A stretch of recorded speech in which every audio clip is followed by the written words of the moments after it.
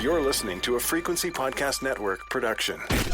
The Brock and Dalby Podcast. This is the Brock and Dalby Podcast. Welcome to Thursday. My name is Brock. I'm Dalby. K-Rock 25th anniversary party is going down tonight at the Ale House with the Trews. It's going to be a good time. Heard there's going to be some great surprise guests there as well. I mean, even just on the face of it, the Trews and then Eddie and the Dirty Boys, which is Jay Emmons from the Glorious Sons, like just what's advertised is going to be a lot of fun. And then if the secret surprises come through, oh my God, going to be amazing. Can we just say for everybody listening tomorrow, we are absolutely mailing it in? 100%. Absolutely. Listen, we are willing to be here tomorrow to hang out and commiserate with you guys, but the Trews aren't even going on till 9. We're going to be tired tomorrow. I guarantee you, I'm going to be very hungover tomorrow. I've got a lot of people messaging saying they're going to buy some drinks. I'm going to buy some drinks myself too. Yeah. There's going to be a few flowing at the Ale House tomorrow. A lot of BLs coming through tonight.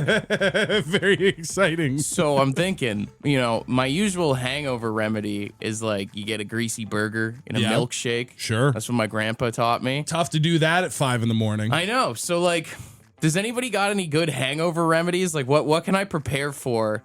I know a lot of people say the Gatorade thing, but I feel like that doesn't really do it for me. I mean, the Gatorade thing makes sense, right? You're replenishing, you take a couple of aspirin and you try to get out in front of it. But I just think there has to be better methods to get in front of a hangover before it ruins your day. And I can't do like a breakfast sandwich. There's something about eggs when I'm hungover that just like... See, I do love good bacon and eggs, greasy bacon and eggs in the morning after I've been drinking. I'll see people, the one that gets me is people who say, oh no, you got to do the raw eggs. That just sounds like you're inviting everything in your stomach to leave. Yeah, I feel like you got to be a health nut or something to do that. That's just going to make everything come back up even more. I mean, maybe that's the method, get all the demons out. I have seen people who will do that when they know that they are beyond hammered after a night out. Before they go to bed, they will purge, so to speak. Sure. Just so that they're working on an empty stomach in the morning. I've been there. I don't know if that's actually helpful or if it's just like, maybe it's even just a mental thing, right? You're telling your brain, listen, there's nothing left in there. We're starting fresh tomorrow. Get it together. I mean, maybe if I really wanted to run through, just get a farmer's wrap and that'll get the demons flowing out the other way. That's purging in a whole different method, brother. 762-555. What's your hangover remedy? How can we prepare for tomorrow on the show? Because I'm not going to lie, we are coasting tomorrow morning. Going to be a soft show.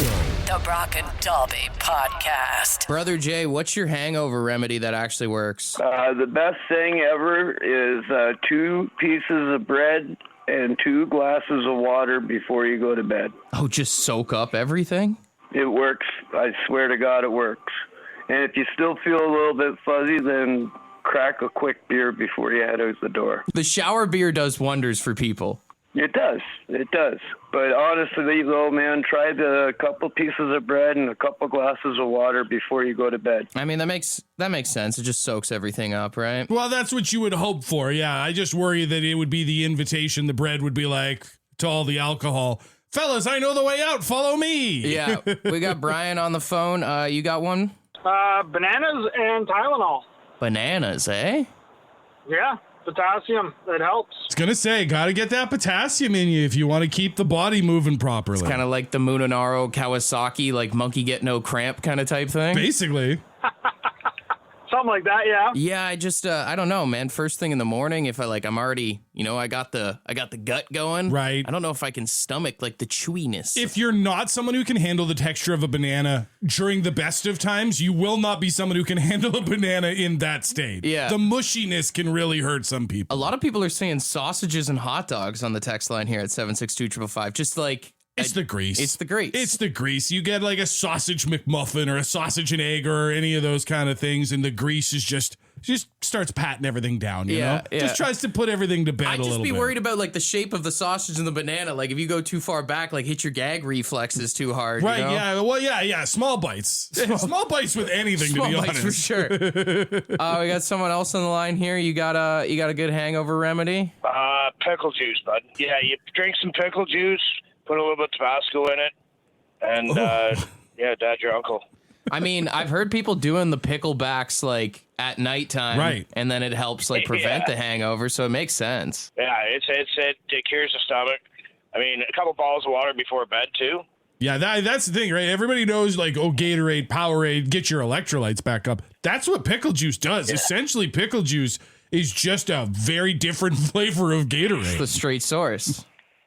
Oh, yeah, and it helps your stomach out a lot, too. Get pickled after getting pickled. That's right, you got it. It's funny you said the Tabasco sauce, because there's a few people on the text line that are just saying, like, slug back some hot sauce, and I don't know if there's any actual benefits to that, but it'll give you like a kick in the morning. Well, that's for sure. At that point, are you just bullying your stomach? Like, are you just telling it like, hey, get it together down there or I'll keep dumping in this toxic waste? Like you're just confusing it a little bit? Yeah. It's like when your knee hurts, so you pinch yourself on the arm to not feel it anymore. Yeah. And then I do love that 90% of the people on the text line are just saying, get some devil's lettuce in you. That's a big one. Just a lot of people. Distract yourself with another buzz. I would appreciate it because we have a show to do tomorrow if that wasn't your pick, but it's up to you. I'm sure Jackie would too. All right, we got Randy on the line. Randy, you said you had a weird one, but it works. What is it? Well, it's a toasted sandwich of peanut butter and sardines. Ooh. But you got to make sure you get ones that don't have the heads on them because you do not want them staring at you when you go take a bite out of your sandwich. How do you open the can of sardines and not get sick is the real question. I'm serious. I love them when if you got a hangover, you just, make a peanut butter sandwich and throw the sardines on there and get it in you. I mean, I guess they're covered in oil and they're high in fat. That might do something for you. It works. I mean, I guess it's no different than everybody saying grease, right? Right. There's nothing greasier. Well, no, there is a difference between this and grease. Grease tastes good. No, but they're great. They work. The Brock and Dalby Podcast. The Brock and Dalby Podcast. So the NHL trade deadline is coming up tomorrow. A lot of people are expecting the Leafs to make some move. They scratched like 3 guys ahead of last night's game there. I mean, not much left to save for the rest of the season. We're 5 in a row losses now. We're done. So, we're not done.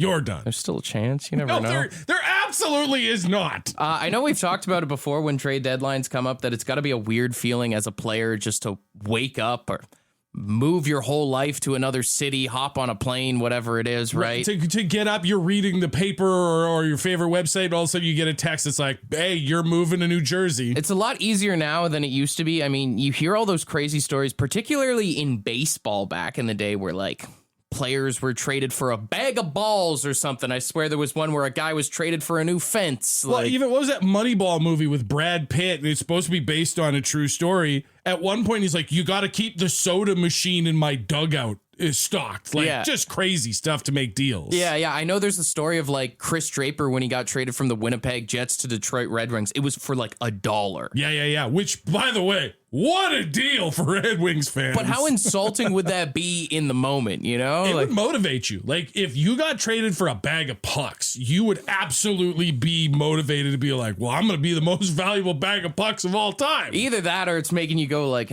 maybe I could go work with my dad's electrical company, you know? Maybe it's not too late to go back to college. The one thing I was thinking is, a lot of things you're going to see today is there's never really any big trades that happen. It's usually like draft picks or something. That's what I expect the Leafs to do a little bit here. A lot of trading for the future. But if you look at it right now, like you can trade draft picks up to, I think it's like 2032 right now. 6 years from now. Which if you think about it, any kid that's going to be drafted in the NHL in 2032 is 12 years old. So the idea that if you got traded for a 12-year-old is such a weird thought. Oh, that's a devastating thing to think about, that you as a professional athlete are being traded for a 12-year-old to be named later. For what, like a 7th grader? Oh, no, dude. They're not even in high school yet, and you're being traded for their rights. Sports is the only place where it's legal to trade a grown man for a child. Well, as long as you don't put a name on the child, it makes it okay. NHL GMs are the only ones that won't end up on a list in this kind of case.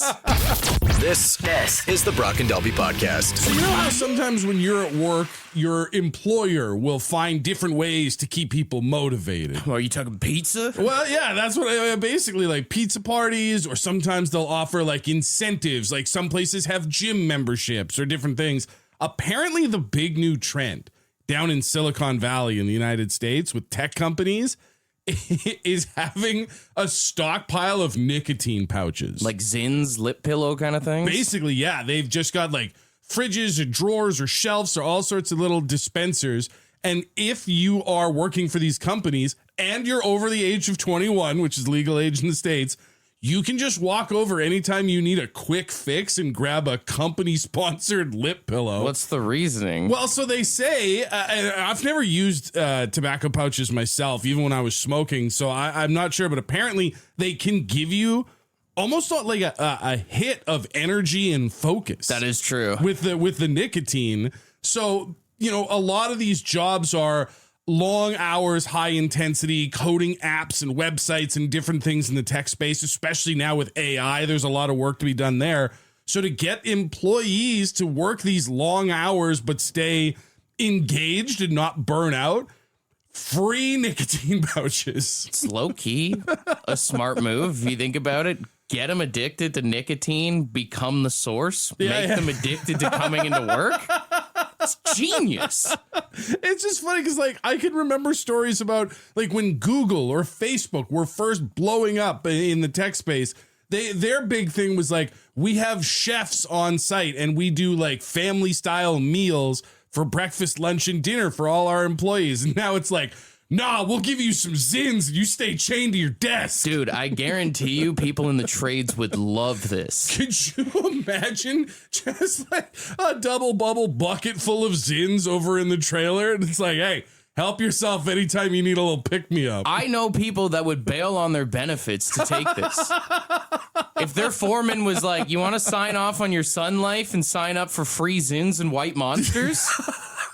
People would be dialed in on that, man. White Monsters on shift and a White Claw for your drive home. They're just like, yeah, brother, I'm 100%. Sign me up. The Brock and Dalby Podcast. So you would love free Zins at work? Oh, yeah. I'd be working free overtime every day if I had free Zins. That would do it for you, eh? Oh, yeah. Like, especially if they had White Monster, I don't think I'd leave that place. Now, as a Zin guy, do you know anyone that's actually quit smoking because of Zins, or are they just hooked on the Zins now, like how people are hooked on vapes? Well, I know a lot of guys that were vaping and tried to quit with Zins, and now they just do Zins and vape. The old combo. So I don't think it helped any, but I think they're having a hell of a time. So you see that commercial during like hockey games all the time of that guy being like, my wife's so proud of me because I quit smoking and I use Zonic. It's like everybody I know that use these lip pillows just abuses the hell out of them. Yeah. Oh yeah, no, you don't quit using them. Like you can. I don't know what it is about them. I mean, it was great marketing for the vape people and now the pouch people to be like, hey, you want to get off the cigarettes? Everybody knows the cigarettes are bad. Try this. And it's like, you're just shifting the addiction to the next product. Well, it's like the person who thinks, I'll drink light beer and lose some weight. Yeah. Yeah, I can switch to Michelob Ultras and just get addicted to those. Yeah, that guy's name is Brock. Hey now. The Brock and Dalby Podcast. The Brock and Dalby Podcast. According to a new study, it says the more time you spend with your mom, the longer she'll live. Really? Which sounds like something my mom wrote. I was going to say it does have a little bit of a guilt trip vibe to it. But according to this new study, it says that strong social connection with your mom, especially regular time spent with her, can have a real benefit on health and longevity. Studies tracking older adults found that those close family ties and frequent companionship had lower rates of loneliness and mortality. I mean, it does make sense. Like, I don't know from a science or health standpoint, but you just see a lot of stories of like people who they live forever. They've got close knit families. And then you see stories of people who like they passed away just after their partner died or just after their kids moved away or whatever. Like, it just does feel like as humans, we're willing to hang on a little longer. But at the same point, if you're the kind of like person who's still living in your mom's basement and you're like 32, this is the ultimate excuse on why you don't need to move out. Why won't you move out and get a job? I don't want you to die, Mom. I'm so worried for you. Why do you think I'm here? You think I want to be living in my mom's basement right now? Yeah. As soon as I get an apartment, you're done, lady. The Brock and Dalby Podcast. the Brock and Delby Podcast. Somebody in the marketing department for McDonald's thought it was a great idea, despite their cast of iconic mascots, to march out their CEO for a video to introduce. Have you seen the new Arch Deluxe, some new burger that they've got? It's just a big burger. So they had him sit down and start talking about this, and it's the most unnatural, uncomfortable anyone's ever looked holding a burger. I love this product. It is so good. I'm going to do a tasting right now, but I'm going to eat this for my lunch, just so you know. He looks like he's never eaten First of all, let's try to get this thing. I don't even know how to attack it. He doesn't even want to so hold much it. to it. Oh, there's also some crispy onions on here as well. I see those kind of coming out. All right, the moment of truth.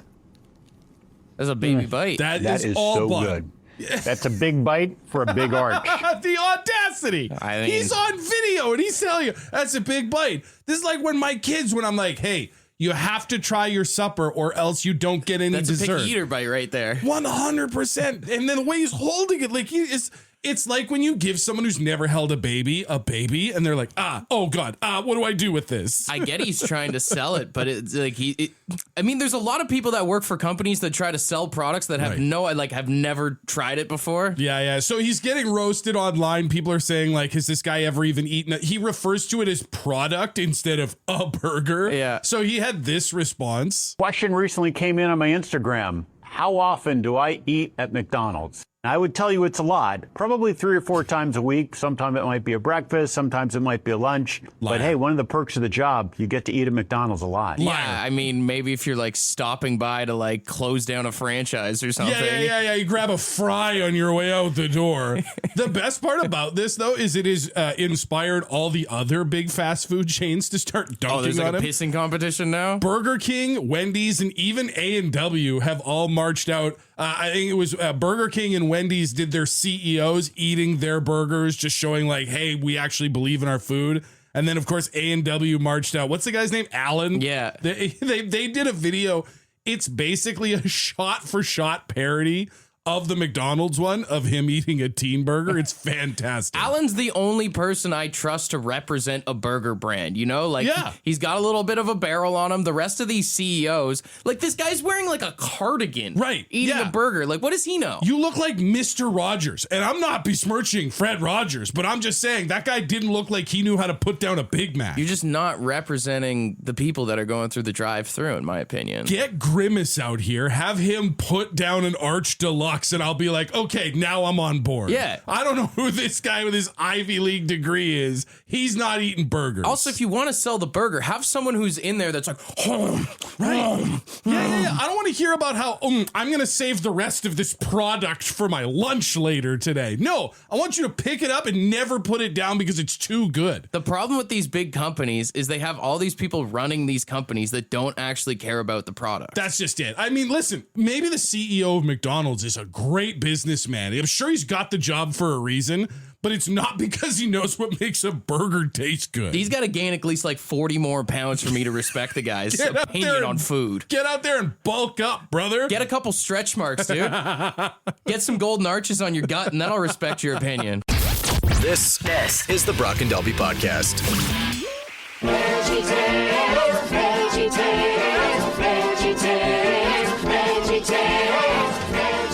All right, we've got $100 in Lotto 649 tickets for Saturday's jackpot on the line here. And for VeggieTales this morning, we're looking for some avocados. We talked about it before. There's a lot of ways you can go. The avocado has sort of become the it vegetable over the last decade or so. A lot of stories about it. A lot of people trying it in different recipes. So how will you become an avocado today? If you're not one of our avocados from Mexico, that does mean you are a judge. So 762-555, judge accordingly. We will start with this one here. Oh, hey guys. I'm an avocado, and if you didn't know, I'm pretty bland. Okay. So bland, in fact, that I can even steal the flavor from anything you put me on. I'm mushy, I'm fat, but people say it's good fat, but I taste like soft garbage. Have a good day. Man, Am I an avocado? Well, found out your Halloween costume, I guess. Very self-esteem low avocado. Yeah. It sounded like that avocado was bummed out. All right, let's keep it going here. Hey, I'm an avocado. I stay hard for days on end, then give you 3 minutes of perfection before I turn into mush. I'm the crown jewel of your toast, and you can't even afford a house. Stop pressing on me. I'm not ready just because you're hungry. You gotta give me time. That's fantastic. That dude sounded like Mitch Hedberg. That was 100% a Mitch Hedberg impression. He covered a lot of angles of like what avocados truly are there. That I'm hard, then I give you 3 minutes of perfection. You can't even afford me. So good. Yeah. It's like your sugar baby that's an avocado. Okay, I like that one. Let's keep it going. I'm pistachio ice cream's worst enemy. I'm healthy. I go on toast. Everybody loves me. I'm not bad for you, and I come from Mexico, not the United States. Is that a Mexican accent? It almost sounded Indian, if I'm being honest. Like, I don't know what that was. I don't know where he was supposed to be from, but it was a good, I was so valid distracted effort. on everything he said by the accent. All right, we'll do one more here. Hello. I'm an avocado. I'm a little squishy on the inside, but if you dig around deep enough, you may find my seed. It's a nice little brown seed. It's worth it, I promise. Forrest Gump if he was an avocado. Mama always said life is like an avocado. Jenny. All right, 762-555. What are we thinking here? I'm between the you got 3 minutes sugar baby avocado. Yeah. And you know what? Forrest Gump avocado was all right. It was good. I think it was the whole package of the 3 minute avocado. That was the one that maybe he's just used everything else up, and that's why nobody else's could compare. Covered a lot of ground. That was definitely my favorite one. The text line seems to agree, so we'll give him the ding and the round of applause. $100 in Lotto Max tickets or Lotto 649 tickets for our winner. Hey, I'm an avocado. I stay hard for days on end, then give you 3 minutes of perfection before I turn into mush. I'm the crown jewel of your toast, and you can't even afford a house. Stop pressing on me. I'm not ready just because you're hungry. You gotta give me time. This Well done, sir. is the Brock and Dalby Podcast. Dalby, have you ever hurt yourself having sex before? Oh, yeah. Yeah. Listen, you sit across from me every day. You see what I'm working with. Almost none of this works to like factory specifics. I have absolutely pulled and strained things before. Well, at least you're honest, because there was a survey done in the UK where 70% of couples admit to receiving an injury while doing the deed. That's great. And the best part is because if there's one thing in North America people get really shy to talk about, it's anything sex related. Yeah. Meaning that 70% are willing to admit it. The actual number is guaranteed higher. I mean, pain for pleasure is what they say, right? Yeah. How many of these injuries were self-inflicted? So 70% of couples admit to getting an injury while making whoopee. And it breaks down like this. Carpet burns, 31%. Okay. Yeah. You get a little frisky on the floor in the basement or something. That'll there. happen. Pulled muscle, 41%. I would think that would be higher, honestly. Honestly, because that feels like that's the main thing. Like you try that one move that you saw in a video Get and a you're little like, ugh, cramp in your calf out of nowhere. I don't go that way. I'm so sorry. Start seizing up in the wrong way. 37% admit to getting bruises. Yeah. Black eyes, 21%. Black eyes means somebody went the wrong way, you know? or it's just you weren't aware of your surroundings there, bedposts or something. That's not saying. Somebody made a move without thinking about what everything was going on. Cuts, 14% of just like, scratching nails, all that kind of thing, right? Yeah, that makes more sense. 10% admit to having a twisted or sprained ankle. A sprained ankle? Maybe you're standing up. I would love to hear more about it. Yeah. It's a tough one to go into work and be like, I rolled my ankle the other day. Yeah. Oh, what were you doing? Just, some light exercise. These are kind of like basketball player injuries, Like, they're not too severe, but enough to take you out. It's not something that you're going to have to go to the hospital for, but you are going to have to explain. 7% of people admit to having a foreign object stuck inside them at some point. That one right there is absolutely higher than the recorded number. And then one that I think there's a lot of people can relate to, 17% of people admit to getting a serious back injury from making love. Oh, yeah. You think you're doing all that work, and all of a sudden your body's like, we're done. Yeah, it takes the definition of I'm going to blow your back out to a whole new meaning, It's either a sign the sex is great or you're just getting old, You know what? Maybe in between sex, go for a walk, stretch a little bit, go to the gym. It's funny that some people pay for pain like this when you can just get it for free, The Brock and Dalby Podcast. We're getting a lot of hanky-panky injury stories coming in here on the text line. A lot of cramps, a lot of rolled ankles and whatnot there. I will say, maybe this is just a small sample size, haven't seen any texts from the ladies. Apparently the ladies are much more limber and well taken care of than the fellas. We got Daryl on the phone. You said you got a good story, bud? Not myself, but I have a pretty funny story about when I was out playing on the road with a band. We were all in the drummer's room. The barmaids were in there drinking with us, and the bass player got up and left.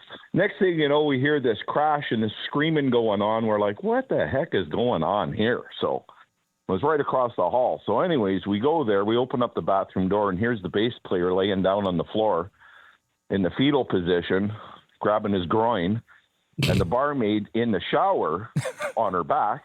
So what happened was he had a hold of her standing up, and the shower, the little rod that held the shower up, broke, and they both fell to the ground. And so he ruptured his thing-a-ling.